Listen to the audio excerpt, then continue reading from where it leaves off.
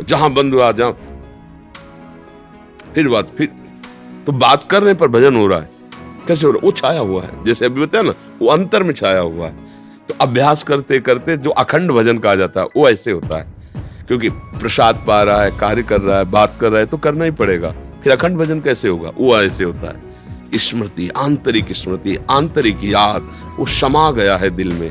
और कुछ महापुरुषों के तो फिर रोम रोम से नाम प्रकट होने, छू दिया तो नाम वो जड़ वस्तुएं बोलने लगी। जैसे जनाबाई थी, कंडा थापे थी, तो उनका कंडा कोई चुरा ले गया, तो उससे कह रही थी कि हमारा कंडा दे दे। बोले तुम्हारा कंडा कैसे?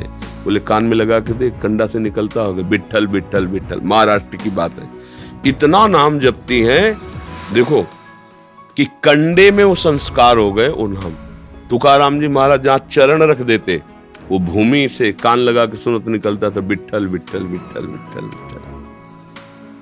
बड़े बड़े महापुरुषों ने ऐसा भजन करके दिखा दिया, रोम रोम नस नस हड्डी हड्डी में नाम स्फुरित हो गया। तो हमारी जबान में तो आ जाए है ना। हाँ, राधा राधा राधा। प्रीति जी नांदेड़ से, प्रणाम गुरुदेव। गुरुदेव, श्री हित 84 जी या राधा सुधानिधि जी का पाठ क्या संध्या में भी या संध्या के बाद कर सकते हैं? सब समय कर सकते हैं। 84 हरिवंश कृत पढ़े सुने निशिभोर, छुट्टी 84 भ्रमंते निरखे जुगल किशोर। रात दिन जब तुम्हें समय मिले। हाँ, ये रात दिन सूर्य के विभाग से है, भजन के लिए थोड़ी रात दिन है।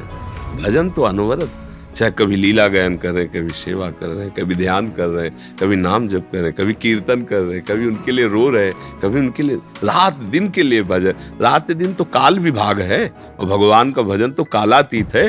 रात दिन जब समय मिले खूब भजन करो, इससे मंगल ही। जैसे कंजूस आदमी रुपया जमा करता है और कमाने के लिए ओवर टाइम भी करता है, ऐसे भजनानंदी जन होते हैं। दूसरे से पिट जाएंगे, अपने भजन का प्रयोग नहीं करेंगे, भजन को बचा के रखेंगे।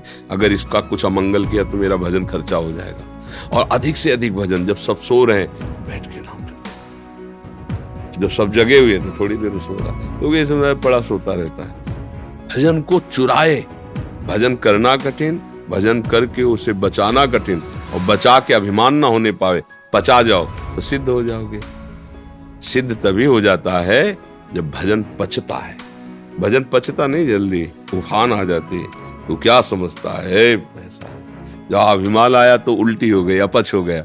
जितना भजन पचेगा उतने नीच पुरुषों द्वारा की हुई अपमान को मुस्कुरा के सह जाना, ये भजनानंदियों का स्वभाव होता है। सम्मानम कल्याति घोर गरलम नीचा अपमानम शुद्धा।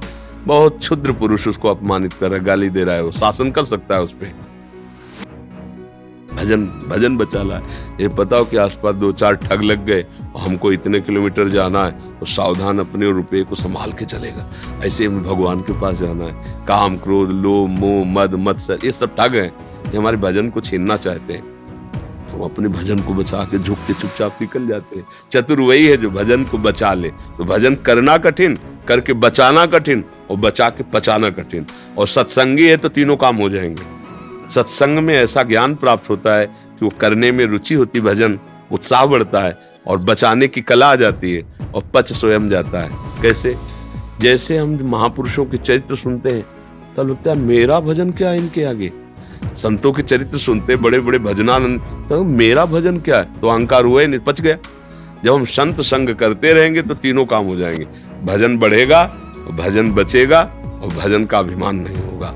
क्योंकि जैसे अब कोई एक माला जपता है तो आपको लगेगा मैं 11 माला जपता हूँ, और जो 11 घंटे निरंतर लगा है भजन में, और उसकी जब बात सुनोगे तो आपको क्या लगे, क्या होता है 11 में?